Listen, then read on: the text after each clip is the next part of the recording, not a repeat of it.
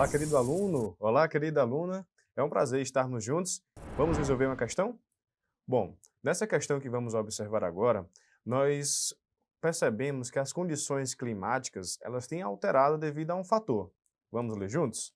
Diz o seguinte: conforme mostra um estudo publicado no periódico Nature Plants, os fenômenos climáticos contemporâneos podem acabar com os estoques globais de cevada. A publicação conclui que as secas e ondas de calor concomitantes que andam agravadas pelo aquecimento global, potencializado pela ação humana, devem levar a declínios bruscos nos rendimentos das colheitas dessa gramínea cerealífera. Percebeu que o texto falou sobre mudanças abruptas de condições climáticas, da ação antrópica ou da ação do homem, e que essas ondas de calor ocorrem juntamente com altas fontes de temperatura? Bom, vamos para o comando da questão. Dentre os fatores que contribuem diretamente para a intensificação dos fenômenos climáticos citados no texto, ou seja, a temperatura e o solo seco, pode-se destacar o. Esses fatores estão muito associados com a questão do desmatamento. Uma área desmatada, ela tende ao seu solo empobrecer cada vez mais. E além disso, sem os vegetais, a temperatura ali vai ficar elevada. O item que fala justamente sobre isso é o item E. Vamos ler juntos? Desmatamento de vegetação nativa para a agricultura. Bom, outras alternativas falam sobre a transgenia ou sobre outros assuntos que nada têm a ver com o solo pobre e alta fonte de calor. E é por isso que o desmatamento é um ponto muito importante, não só nessa questão, mas para o aquecimento global. Foi fácil resolver essa questão, não foi? Até uma próxima. A questão aborda sobre imagens feitas da floresta atlântica entre os anos de 2003 e os anos de 2008. O texto, base da questão, a imagem a seguir é proveniente de uma mesma área de regeneração na floresta atlântica do litoral do Paraná, entre os anos de 2003 e 2008. Com a análise da figura é possível verificar que há uma área desmatada e aos poucos a vegetação começa a se recuperar, com plantas rasteiras, uma vegetação herbácea, seguindo uma vegetação arbustiva, até chegar às plantas de maior porte, árvores de grande porte, em 2008. Esse processo refere-se a uma sucessão de eventos chamada de sucessão ecológica. Sucessão ecológica é um evento em que acontece a regeneração de uma área desmatada, ou então a partir de uma região que não antes era habitada. Se a regeneração, ou seja, se a sucessão ecológica, ela inicia de uma região que nunca foi habitada, um ambiente inóspito, a gente chama de sucessão primária. E aí os seres pioneiros é que vão garantir a condição para que outros seres possam ir se estabelecendo. Quando eu tenho uma área já pronta, ou seja, uma região clímax, que já tem toda a sua condição estabilizada, ou seja, uma comunidade estável, e passa por algum processo, como por exemplo desmatamento ou queimada, e é destruída, então vai se iniciar um outro processo de regeneração, que é a sucessão secundária. Nessa sucessão secundária, na comunidade clímax, nem sempre os mesmos organismos que estavam na comunidade anterior, mas essa sucessão termina em uma população, em um conjunto de seres que estão estáveis, se reproduzem e têm toda uma qualidade mais estabilizada. Portanto, a questão se refere, o enunciado da questão pergunta sobre o conjunto de alterações observadas no ambiente registrado é um exemplo de sucessão ecológica. Portanto, alternativa C. Gabarito da questão, alternativa C. A questão aborda técnicas de manipulação de DNA em animais para tentar tratar ou auxiliar no tratamento de doenças como a diabetes tipo 2. O texto da questão fala da seguinte forma: pesquisadores da Universidade de Chicago podem ter encontrado a solução para os problemas de diabetes de maneira relativamente simples, usando enxertos de pele artificial com a estrutura de DNA alterada. Os cientistas realizaram testes em ratos de laboratório. Nos casos dos ratos que comiam de maneira mais danosa, considerando que a obesidade é um dos maiores causadores de diabetes tipo 2, os enxertos de pele modificada impediram que eles desenvolvessem a doença. Isso acontece porque o método utiliza um gene que codifica o hormônio chamado peptídeo semelhante a glucagon 1, ou GLP-1. Ele é responsável pela diminuição do apetite e pela regulação do nível de açúcares no sangue. A glicose, a insulina e o glucagon são dois hormônios que têm ação antagônica dentro do nosso organismo. Ao se alimentar, os níveis de glicose no sangue se elevam. Então, o pâncreas é estimulado a liberar a insulina, que vai facilitar a entrada, vai promover a entrada da glicose na célula para seu uso no metabolismo celular. No entanto, quando os níveis de glicose na célula, o nível de glicose no sangue estão muito baixos e a célula não está recebendo o nível de glicose adequada, o pâncreas vai liberar o glucagon. Esse glucagon atua no fígado, liberando a glicose armazenada no glicogênio para a corrente sanguínea, para que essa glicose entre na célula devido à ação da insulina. No caso do diabetes tipo 2, as pessoas que desenvolvem essa doença, em geral associada a uma alimentação irregular e também a obesidade, elas criam uma certa resistência à insulina. Dessa forma, a insulina se acumula no sangue, que causa, o que é uma das causas da diabetes, incluindo a diabetes tipo 2. O glucagon, no caso da pesquisa que foi feita, o glucagon ele vai tanto atuar no controle sanguíneo, no controle de açúcar no sangue, como também vai inibir o apetite. Ao inibir o apetite, porque está dando ao corpo uma quantidade de insulina que ele vai precisar naquele momento, a pessoa tende a ingerir menos comida, o que colabora, o que é um dos fatos que são importantes para combater a obesidade. Um equilíbrio na alimentação, uma alimentação equilibrada de forma saudável. Assim, a questão, ela pede, os resultados do experimento descrito no texto demonstram que, com esses resultados, pode-se ter um tratamento e, quem sabe, até a cura da diabetes tipo 2, porque assim as pessoas que tenham essas tendências, elas vão passar a se alimentar menos, de forma mais equilibrada, ou seja, vão passar a ter uma alimentação saudável. Assim, não chegarão a desenvolver o problema de diabetes tipo 2 relacionado a esse tipo de hábitos alimentares. Portanto, alternativa da questão, letra D. Gabarito da questão, letra D. A questão aborda um distúrbio causado pelo DNA mitocondrial, sabendo que, durante a fecundação, as mitocôndrias herdadas pelo embrião são apenas da mãe, porque as mitocôndrias do espermatozoide não chegam a penetrar no gameta feminino. No texto base, Abraham Hassan é o primeiro bebê do mundo a nascer a partir da combinação do DNA de 3 pessoas. A mãe tem um distúrbio genético fatal denominado síndrome de Leigh, que danifica o sistema nervoso em desenvolvimento, levando à perda progressiva das habilidades psicomotoras, resultando em morte em poucos anos, em geral provocada por falência respiratória. Os genes do distúrbio citado no texto estão no DNA mitocondrial. Os médicos utilizaram um método de transferência mitocondrial, no qual o núcleo do gameta da mãe foi inserido no gameta de uma doadora saudável, cujo núcleo foi removido. O gameta, então, foi fertilizado com os espermatozoides do marido e em seguida implantado na mãe. O que acontece aqui? A mãe, dentro do seu gameta, no caso o ovócito 2, está o núcleo e todas as organelas presentes no citoplasma de uma célula, entre elas a mitocôndria. Como a mãe tem essa herança no seu DNA mitocondrial, para que o filho nasça sem essa síndrome, sem esse problema, então as mitocôndrias da mãe não podem fazer parte do processo de fecundação.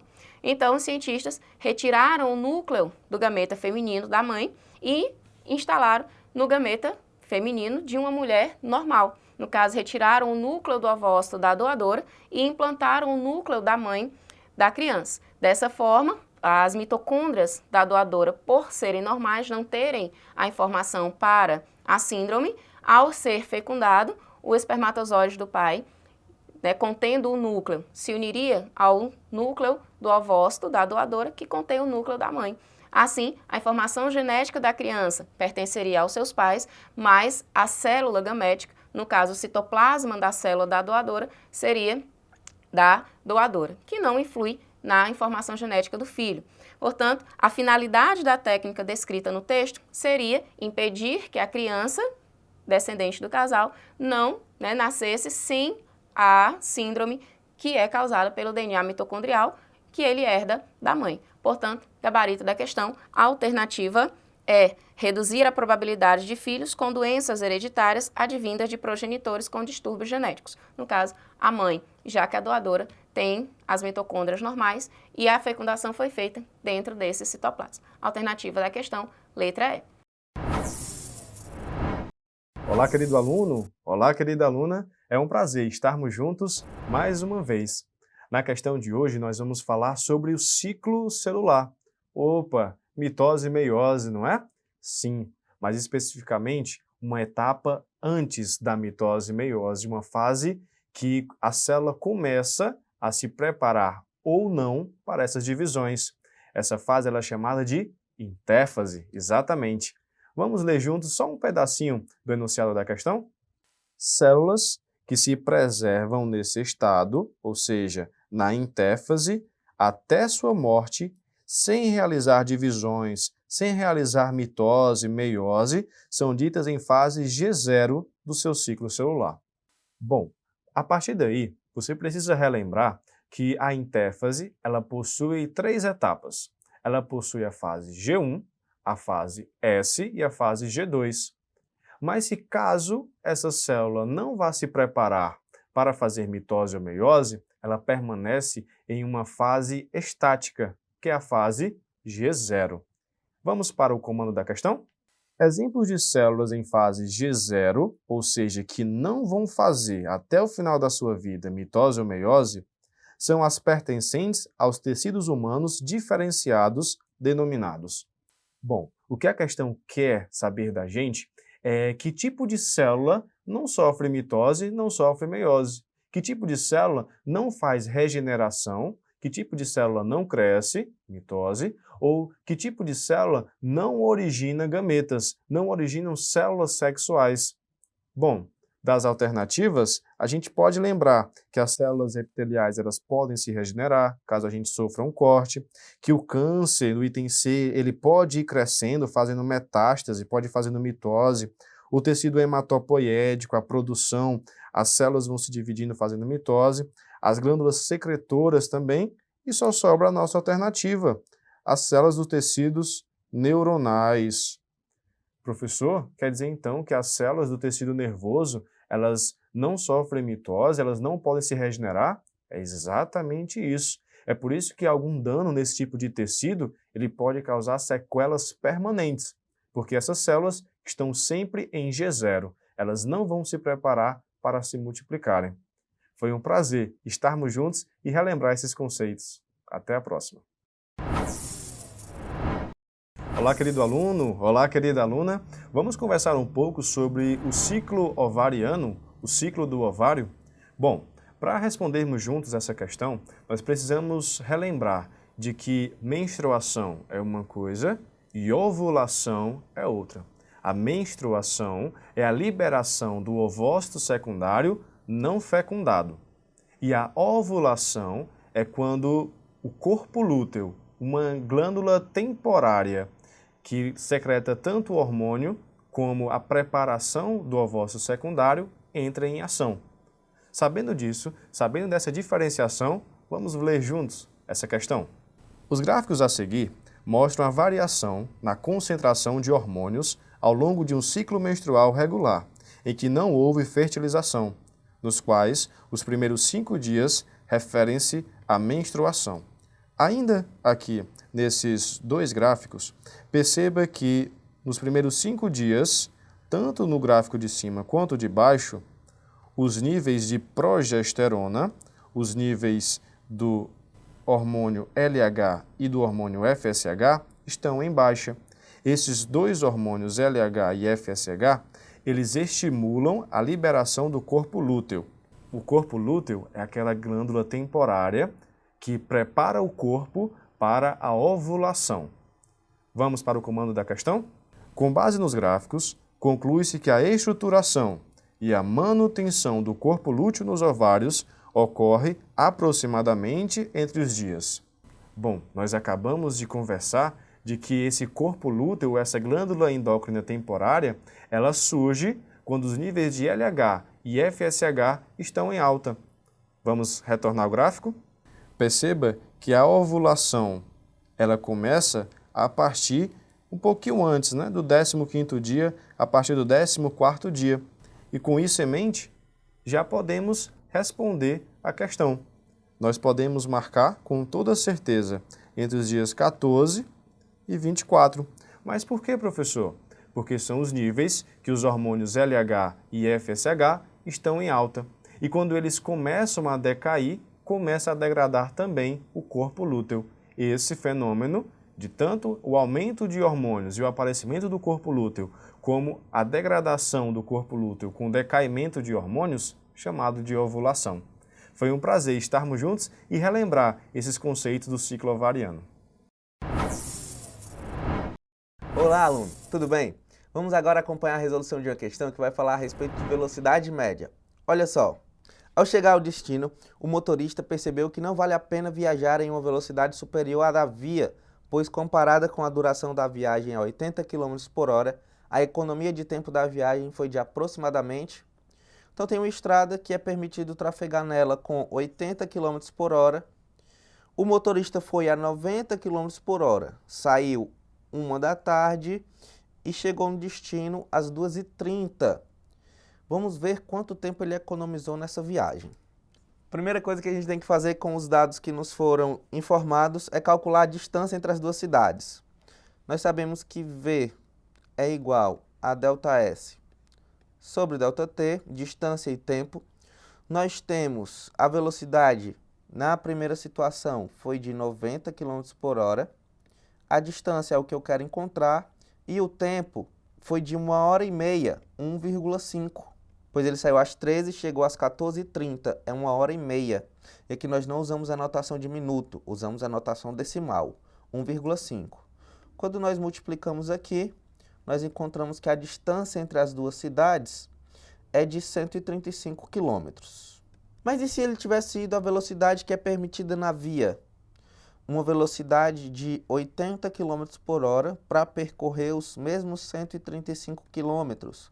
Quanto tempo ele levaria?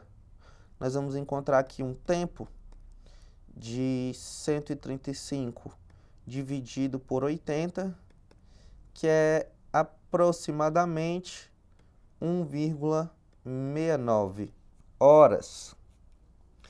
Ao subtrairmos um tempo menos o outro, nós temos 1,69 menos 1,5. Nós vamos encontrar uma diferença de tempo aqui de 0,19 horas. Mas eu não quero horas, eu quero isso em minutos, né? Nossas alternativas estão todas em minutos. Então eu transformo 0,19 horas, fica aproximadamente 11,3 minutos, conforme consta no item C. Então é isso, pessoal. Nosso gabarito é C. Obrigado pela tua atenção e até a próxima. Olá, aluno, tudo bem? Continuamos a nossa correção do simulado SAS-ENEM e dessa vez nós vamos trabalhar uma questão que vai falar a respeito de potência e de rendimento. Acompanhe a leitura aqui comigo. O dono de uma indústria suspeita que um de seus equipamentos apresenta um motor com baixo rendimento. Realizando algumas análises, verificou que o motor leva 1 hora para consumir 9 litros de combustível de densidade 0,700 gramas por centímetro cúbico da queima desse combustível. Há uma quantidade de calor liberada igual a 10.000 calorias por grama, desenvolvendo uma potência de 21 kW. O resultado das análises indicou um rendimento abaixo do esperado. Com base nos dados apresentados, sabendo que 1 caloria é igual a 4 joules, qual o rendimento desse motor? Pessoal, essa questão vai exigir de nós uma sequência lógica, tá certo? Primeiro nós vamos trabalhar com a densidade, porque a questão fala de calor, fala de calorias, nós precisamos da massa. Vamos marcar aqui os dados importantes para a nossa questão. 9 litros, 0,700 gramas por centímetro cúbico, 10.000 calorias por grama e um rendimento aqui, uma potência de 21 kW. Vamos voltar lá para fazer os nossos cálculos. São 9 litros, certo? 9 litros. Esses 9 litros, transformando para decímetro cúbico, vão dar 9 decímetros cúbicos. Transformando para centímetro cúbico, vão ser 9.000 centímetros cúbicos. Sabemos que densidade é igual a massa sobre volume. Densidade eu tenho, 0,700. A massa é o que eu quero e o volume é 9.000. Daqui eu encontro que a massa é 6.300 gramas. Calculamos a massa. Se nós fizermos aqui a quantidade de calor, vai ser a massa que nós encontramos, vezes 10.000 calorias, que a questão falou, por grama. Nós teremos aqui uma quantidade de calorias, 6,3 vezes 10 elevado à sétima calorias. Só que a questão falou aqui que uma caloria é 4 joules. Quando nós multiplicamos aqui por 4, nós encontramos 25,2 vezes 10 elevado à sétima joules. Potência. O que é a potência, pessoal? Potência total é a quantidade de calor dividido pelo tempo. A potência que ele nos deu, para calcular a potência, nós usamos a quantidade de calor, 25,2 vezes 10 elevado a 7, dividido por 1 hora, 3,6 vezes 10 elevado à terceira segundos. E aí nós encontraremos aqui uma potência total, de 70.000 watts, que nos dá 70 kilowatts. Essa é a potência total do motor. Mas o que é o rendimento? O rendimento de um motor é calculado potência útil dividido pela potência total. A potência útil, a questão nos informou que era 21 kW. E a potência total, nós encontramos que é de 70 kW. Dessa forma, nós encontraremos que o rendimento desse motor vai ser de 0,3 ou 30%. O que nas nossas opções caracteriza aqui o item D. O rendimento desse motor é de 30%, pessoal. Item D. Obrigado pela atenção de vocês e até a próxima. Olá, aluno! Tudo bem? Nós vamos agora resolver uma questão que vai falar a respeito de potência elétrica. Acompanhe comigo. A corrente que passa pela tomada é de... E aí aqui no enunciado vinha nos contando que numa tomada tem 3 aparelhos conectados. Uma TV, um aparelho de som e um videogame. E dá a potência de cada um deles. E nos informa também a tensão da tomada, que é 120 volts. E pergunta qual é a corrente que passa pela tomada. Para saber a corrente total que passa pela tomada, nós vamos calcular a potência a corrente, através da potência, em cada um dos aparelhos. Lembre que potência é igual a U vezes I. Então, nós vamos calcular a potência da TV. Para a TV, nós vamos ter que I da TV é igual a potência da TV dividido pela voltagem.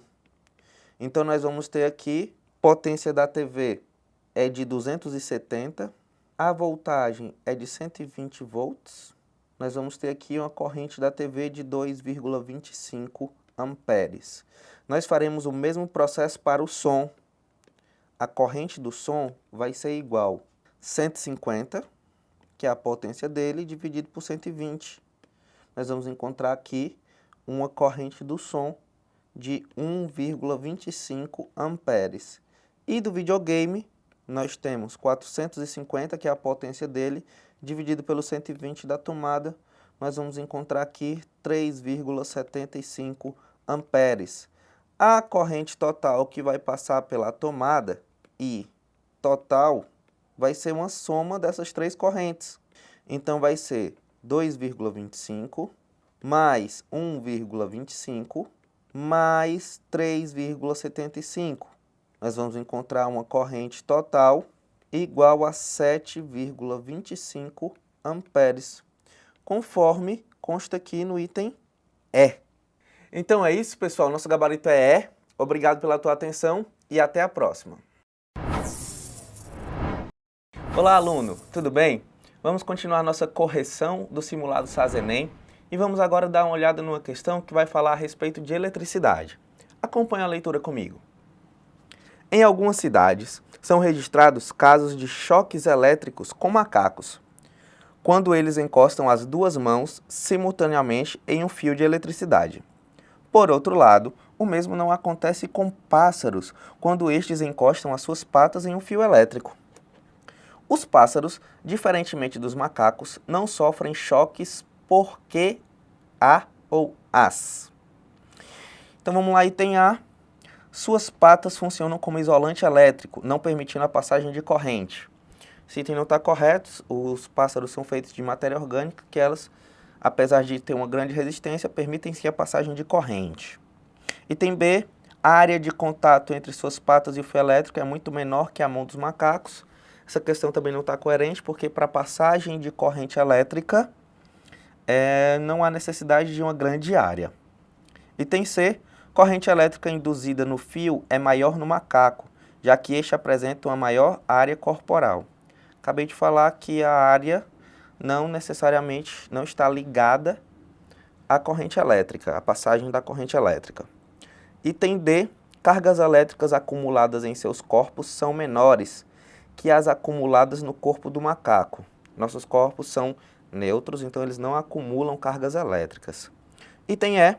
A diferença de potencial elétrico gerada no fio é desprezível devido à distância entre suas patas. E aí esse é o nosso gabarito, esse é o item mais coerente. Quando os macacos encostam com as duas mãos no fio, a distância entre as mãos dele é uma distância considerável. Portanto, a diferença de potencial entre elas é maior, o que gera o choque elétrico. Já nos pássaros, a distância entre a pata deles é muito pequena, que não gera um potencial elétrico suficiente para dar um choque elétrico nos pássaros que pousam no fio. Certo, pessoal? Então, o gabarito da nossa questão é o item E. Obrigado pela atenção de vocês e até a próxima. Olá, aluno! Tudo bem? Nessa questão que nós vamos resolver agora, nós vamos estudar sobre ondulatória. Olha só. Com base nesses estudos, a principal característica das ondas luminosas que contribui positivamente para o crescimento das plantas foi a. E aí, nós temos aqui no enunciado dizendo que algumas escolas fizeram um estudo a respeito das plantas e as cores das lâmpadas de LED que tiveram maior influência no desenvolvimento das plantas foram as azuis e vermelhas. Então, o que afeta o crescimento das plantas aqui são as cores das lâmpadas de LED. E a cor é uma característica determinada por qual característica da onda? A cor tem a ver com a frequência. Não é a amplitude, não é a polarização, não é a intensidade luminosa e nem a velocidade de propagação da luz. O que determina a cor é a frequência. Item B. Então é isso. Nosso gabarito é B. Obrigado pela tua atenção e até a próxima. Olá, aluno! Tudo bem? Vamos ver uma questão agora que vai falar a respeito de óptica, de polarização. Acompanha comigo. Para que a imagem do cinema seja vista em 3 dimensões, qual das figuras representa os óculos que devem ser utilizados? E aqui nós temos 3 figuras. Vamos dar uma olhada aqui no enunciado só para a gente entender qual a opção que nós vamos marcar. Aqui ele diz assim, ó. Assim, para o funcionamento dos cinemas 3D, cada um dos olhos precisa enxergar apenas uma das 2 imagens da mesma cena. Para que isso aconteça, elas devem ser projetadas com polarizações ortogonais entre si. É isso aqui que nos interessa. Polarizações ortogonais entre si. Fala lá que as linhas nas lentes são as polarizações, então nós temos que encontrar um óculos que tenha polarizações ortogonais. Lembrando lá da matemática que ortogonais é que formam 90 graus entre si. Nós temos aqui no item A óculos sem polarização na lente. No item B, polarizações iguais nas duas lentes, paralelas. No item C, olha só, se a gente continuar, se a gente prolongar aqui as polarizações, nós vamos ter elas formando 90 graus entre si, em cada uma das linhas. Portanto, nosso gabarito é o item C. Olha o item D. Nós temos polarizações nas duas lentes também, mas elas são paralelas. Elas estão uma ao lado da outra. E no item E, da mesma forma, só que agora no sentido vertical. Então é isso. Nosso gabarito é C. Obrigado pela tua atenção e até a próxima. Olá pessoal, tudo bem? Vamos analisar aqui o comando da questão comigo, ó. Observe.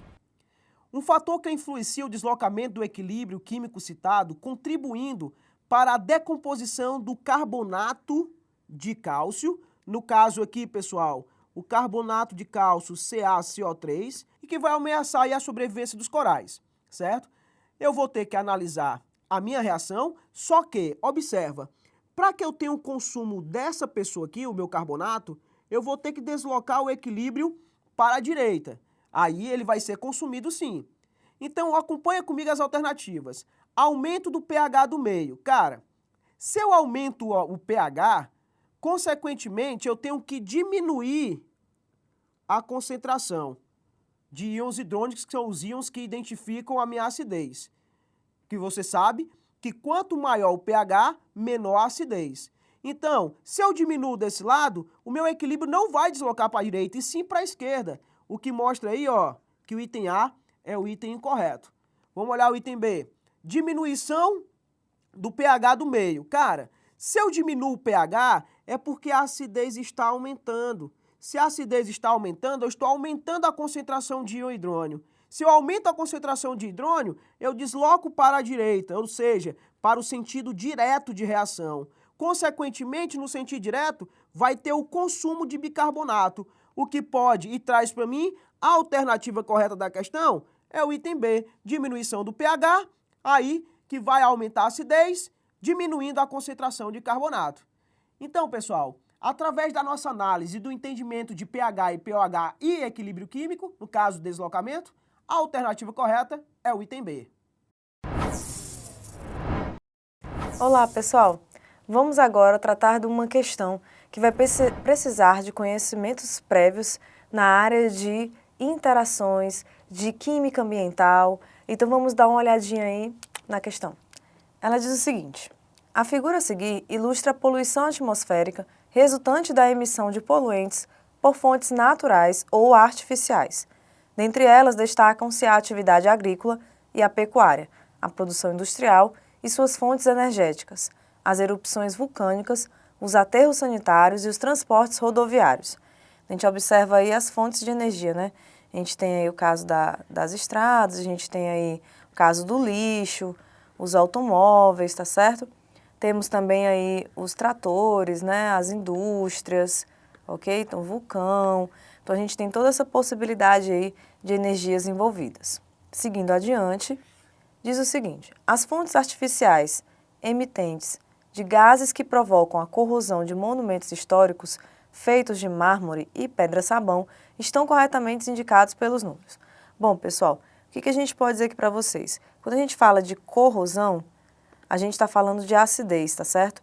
Então, a gente está diretamente relacionado aqui com o processo de chuva ácida, tá?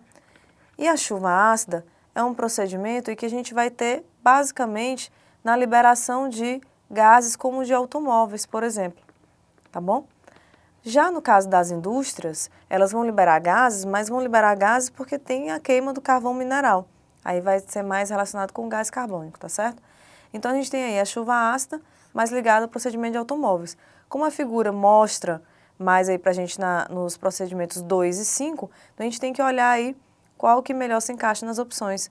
No caso do item A diz que é o 1 e 2, no caso do item B diz que é o 1 e 5, no item C diz que é o 2 e o 3, no item D diz que é o 2 e o 5, e no item E diz que é o 3 e o 4. A gente já viu aqui que a melhor opção a ser marcada é o item D de dado. Portanto, pessoal, a opção correta, item D. Obrigada. Olá, pessoal, tudo bem? acompanha comigo e entende o que a questão está pedindo para a gente. Olha aqui, ó, acompanha. Considerando que a fração molar de um gás oxigênio em qualquer altitude é aproximadamente aí 20%, a pressão de gás oxigênio no mês de maio na cidade de Porto Alegre em centímetros de mercúrio, unidade de pressão. Cara, o que a gente sabe? Nós sabemos que a pressão parcial é igual à fração molar do composto analisado, no caso o oxigênio, vezes a pressão total desse meu sistema. Se você acompanhar comigo, a fração molar ele já te deu, que é de 20%. Só não esquece que nunca em fórmula coloca-se porcentagem, tira essa porcentagem aí. Então a fração é de 0,2. Se você voltar um pouquinho para o gráfico comigo e analisar, a pressão parcial no mês de maio, que é o que ele pede aí na minha questão, se a gente subir um pouquinho, certo? Você vai perceber que essa pressão parcial é uma pressão de 76,5 milímetros, na verdade centímetros de mercúrio, que é o que a questão pede. Então eu tenho a pressão total do meu sistema. Eu tenho aqui a fração molar do meu sistema. Então a questão é só alegria, a questão acabou. Olha aqui, ó, a pressão parcial analisada vai ser a minha fração molar, que é 0,2, vezes a pressão total, que é de 76,25, esse dado a gente pegou do gráfico, o que vai trazer para mim uma pressão parcial de 15,25 centímetros de mercúrio.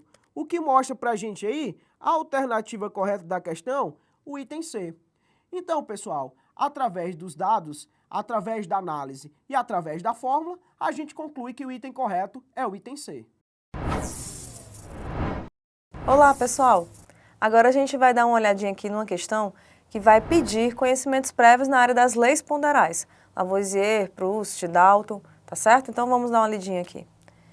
O enunciado, ele fala o seguinte: em uma aula experimental, um estudante recebeu um pedaço de palha de aço, uma balança de precisão, uma placa de vidro e um palito de fósforo. Inicialmente, o estudante colocou a placa de vidro sobre a balança e apertou o botão tarar, para indicar apenas a massa do material a ser posteriormente pesado. Em seguida, ele adicionou o pedaço de palha de aço sobre a placa de vidro e anotou a sua massa, que foi 10 gramas. Após a pesagem, com o auxílio do palito de fósforo, o estudante ateou fogo na palha de aço e observou a sua queima. Ao final do experimento, quando não havia mais a palha de aço em brasa, o estudante verificou que a balança registrava uma massa de 12,86 gramas. Com base no procedimento experimental realizado pelo estudante, pode-se concluir que... Bom, pessoal, quando a gente vai observar aí a questão do experimento que o estudante fez, vocês notaram que o que ele resumiu ali foi ter uma palha de aço para pesar, o sistema ali fechado, depois que queimou, ela pesou um pouco mais, né? Inicialmente eram 10 gramas, depois passou a ser 12,86 gramas. Bom, mas por que a gente teve essa diferença de massa, né? Então a gente tem aí a questão do Lavoisier, por exemplo, que ele diz que a soma das massas dos reagentes tem que ser igual à soma das massas dos produtos. Bom, mas quem era o reagente, né? Era só a palha de aço, que pesava 10 gramas? Então, como é que ficou 12 depois? Bom, pessoal, na verdade não era só a palha de aço. Quando a gente faz uma queima, nós sabemos que só se queima quando tem a presença de oxigênio, do gás oxigênio. Então, com certeza, teve a influência da massa do gás oxigênio nesta reação, para poder respeitar aí a principal lei ponderal, ou uma das principais, que é a de Lavoisier. Então, vamos dar uma olhadinha aos enunciados, o que ele diz para a gente. No item A, diz que o experimento apresentou erro na sua execução, pois ao tarar a balança, somou-se a massa da palha de aço com a placa de vidro, acusando aumento de massa. Não houve erro, né? O procedimento estava correto, tá certo? No item B, diz que o experimento não teve sucesso, pois toda a queima libera gases e no final deveria ser observado uma redução da massa. Não, na verdade a gente atrelou o gás oxigênio aí porque é uma queima, né? No item C, diz que o aumento da massa é resultado de uma reação química entre a palha de aço e 2,86 gramas de oxigênio presente no ar. Foi o que a gente explicou há pouco, né? Questão dos 10 gramas da palha de aço, mais os 2,86 gramas do oxigênio presente no ar, né, para ver aí a oxidação, a reação de queima, e aí sim resultar nos 12,86 que o aluno achou depois, tá certo? No item D, ele diz que o aumento de massa ocorreu devido à absorção de 2,36 gramas de água presente no ar após a queima. E no item E, diz que a palha de aço reagiu com 2,36 gramas de água presente no ar, aumentando a massa do produto final. A gente já sabe que essa opção também não está de acordo com o que foi explicado. Então, a melhor opção que se encaixa aqui é a opção C. Então, pessoal, a opção correta é item C. Obrigada. Olá, pessoal! Vamos agora tratar de uma questão que vai precisar de conhecimentos básicos na área da química verde e da química ambiental. Vamos então dar uma olhadinha no enunciado? Então ele diz o seguinte: o esquema a seguir mostra um fluxograma simplificado do processo de produção do polietileno seguindo duas rotas, a da cana-de-açúcar e a do petróleo. Na produção do polietileno, há diferença no emprego da matéria-prima e na rota de obtenção. O plástico comum tem como matéria-prima o petróleo e o plástico verde a cana-de-açúcar. Daí a gente pode observar aí logo na lateral, a gente vê o processo, né, a cana-de-açúcar como matéria-prima, que através da fermentação vai produzir o etanol, ok? E tem também o processo do refino do petróleo, que já não é o caso da química verde, né, que também vai produzir uma molécula, vai polimerizar até chegar aí no polietileno, ok? Mais adiante, a gente pode ter a pergunta que diz assim: o método de produção de polietileno por meio da cana-de-açúcar. Item A. Produz um plástico de coloração verde? Gente, química verde não significa que vai produzir produtos verdes, tá certo? Química verde é só o nome que se dá a procedimentos que tenham origem mais que a gente possa reciclar, que a gente possa ter realmente uma origem de forma a participar de forma boa com o meio ambiente, tá certo? Então, ele não vai produzir um plástico verde, tá certo? Então, o item A a gente não marca. No item B, ele diz assim: tem como produto um plástico não reciclável. A ideia não é essa, né? Nós sabemos que a ideia já é realmente produzir algo reciclável. Então, a gente tem aí o item C. Contribui para o aumento do aquecimento global. Não, né? A ideia é justamente contrária. É fazer um processo de reaproveitamento ambiental aí, tá certo? No item D, é vantajosa, pois sua fonte de matéria-prima é renovável. A gente já pode considerar esse item D como verdadeiro, mas vamos dar uma olhadinha aqui no item E, que ele diz assim: necessita de uma tecnologia muito cara que o torna inviável economicamente, e é justamente também o contrário, né? Não é para ser uma tecnologia cara, é para ser acessível. Portanto, a opção que a gente marca é a opção D, de dado, e a opção correta é item D. Obrigada, gente. Olá, pessoal!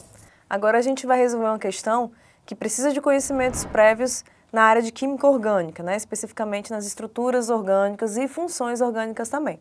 Então vamos dar uma olhadinha no enunciado. Diz o seguinte: anestésicos locais são drogas utilizadas para promover o bloqueio reversível de transmissão de estímulo nervoso no local em que foram aplicados, sem gerar alterações no estado de consciência do indivíduo.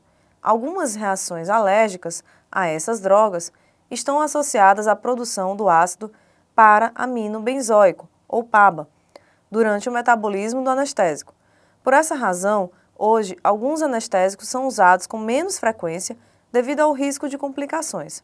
A fórmula estrutural do PABA e de 5 anestésicos locais estão apresentadas a seguir. PABA tem aí, né, a primeira situação, onde a gente tem a presença aí, pessoal, do grupo benzeno, né? Aí a gente está vendo a cadeia do benzeno, tá certo? Em seguida a gente tem esse grupo aqui que é o ácido carboxílico e o amino, tá bom? Apenas um anel aromático. Temos a procaína, também na mesma situação, apenas um anel aromático, o grupo amino, tá? Aí nós temos aí o C-O, que é um grupamento do éster, né? Derivado também da função ácido carboxílico. Depois nós temos aí a mepivacaína, onde nós temos também a presença de um anel aromático, tá bom? Também temos a ligação do N, né, que vai caracterizar a amina, só que esse N, por sua vez, está ligado ao duplo O. Então, aqui já descaracterizaria a amina, como eu falei inicialmente.